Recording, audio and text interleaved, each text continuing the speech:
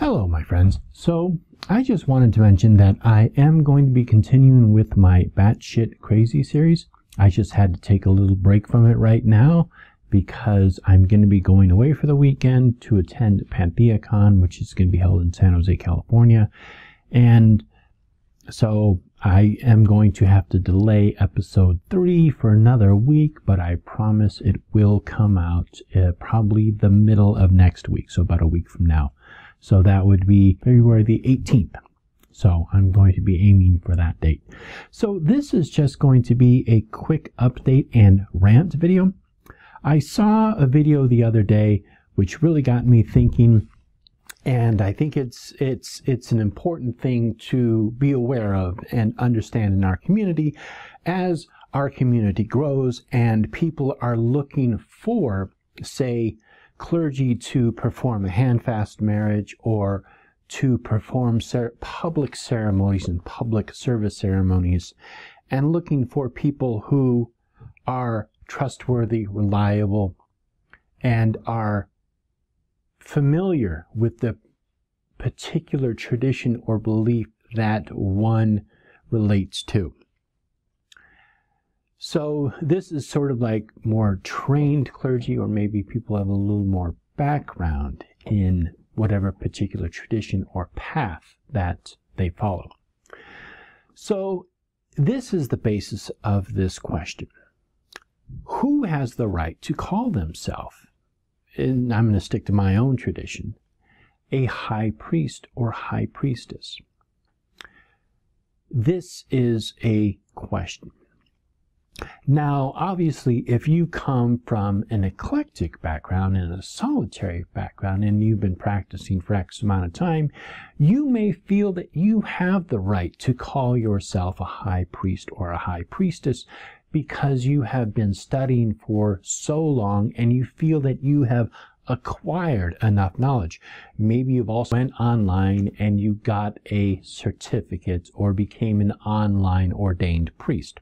Now, this is where the question really kind of gets a little sticky. Does that make a person who has been studying for X amount of time a legitimate high priest or high priestess? I think it really comes into question only for the other person, who this person who has the online degree may be presenting themselves. If they consider themselves to be a high priest to perform a handfast marriage, and the couple recognize that person and feel comfortable for them to perform that handfasting ceremony, then that's the end of that debate. However, for those people who may be unfamiliar with a particular person who has an online degree certification for performing handfasting marriages, and they're not familiar with the particular person's background, they would only have their credentials that are on the computer screen to go by. So meaning if I was looking for a Wiccan high priestess or high priest to perform a handfasting ceremony, and I went online looking for somebody, or went to witchbox.com, and I found a particular person, and I was in contact with them, maybe there was even some money involved in either transportation to the location, or maybe even a small fee just to kind of pay them for their time. Most people, I think, don't charge for it, but let's say that they did. And then I find out that this particular person is indeed somebody who got their online certification from that school or that place, that universal church where you can get a accreditation to perform marriages or to become an ordained minister. However, they were not familiar with the tradition. They were not familiar with the history, the rites. They basically were untrained in what they said they were trained into. So this calls into question the legitimacy of these individuals out there who call themselves a high priest and a high priestess. So this is really just something to think about. I don't necessarily have an answer, and I do have an opinion about it, which I will share later on, but this is really just to talk about it and get an understanding of what our expectations are of people who we consider to be clergy and people who consider themselves to be clergy. Now, the other point that I'm going to get to is who deserves a title. I can basically call myself anything I want. I can call myself the President of the United States. I can call myself a chef. I can call myself a martial artist. I can call myself anything I want. However, what do I have training in? What do I have experience in? Do I actually have experience being a chef? If I was expected to cook a 7-course meal at a very fancy restaurant, would I have the ability to do it? Would I have the training? Would I have the necessary skills to actually do that? This is where the question of title and experience actually comes into play. I can call myself the Grand High Priest of the ancient order of the Purple Phoenix, but am I actually that? And what does that mean? What am I, or what experience do I have by calling myself this title?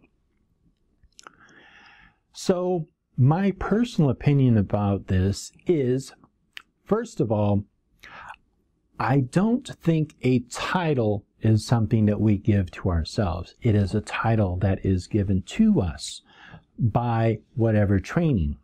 I can say I have a PhD, let's say a PhD in anthropology and a Bachelor of Arts in something else, and then let's say I have an associate's degree in this. I can say this, but the truth of the matter is I don't have a PhD unless I've actually gone to school and earned that PhD, and that PhD sits on my wall and I have proof that I have that PhD.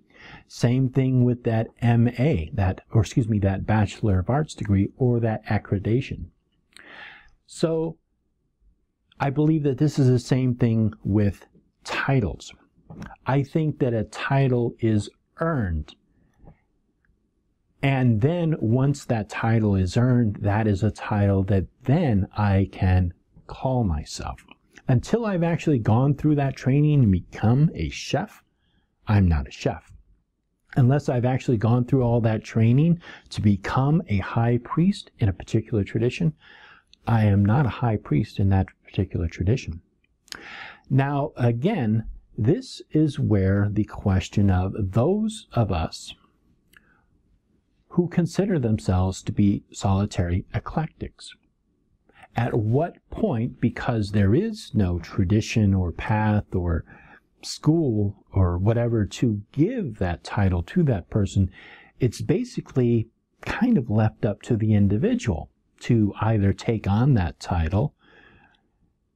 And what would be the difference between, let's say, an educated, trained clergy who's earned a degree, or let's say a title of high priest, and an eclectic solitary who calls himself a high priest? Both of them could be just as educated. Both of them could have equal background. Both of them could have the knowledge and the understanding of the background and the mythologies behind a particular practice or particular hand fasting ritual. But how would we ever get to a point to measure this? It could be that the person who considers themselves to be a high priest, who's a solitary eclectic, may have much more experience than the person who is just kind of coming up into their tradition and calling himself, or has earned the title of high priest, but maybe has not gained all of the experience and the wisdom to understand what is going on for a particular ritual.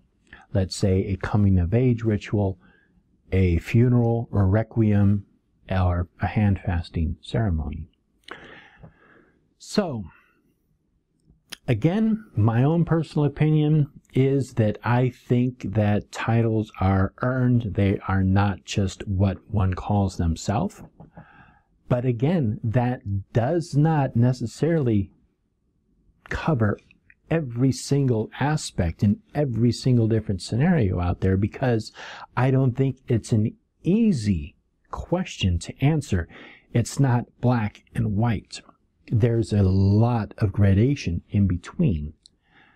So this is basically just kind of a question to the community out there. Who has the right to take on a title? This has been Liloken.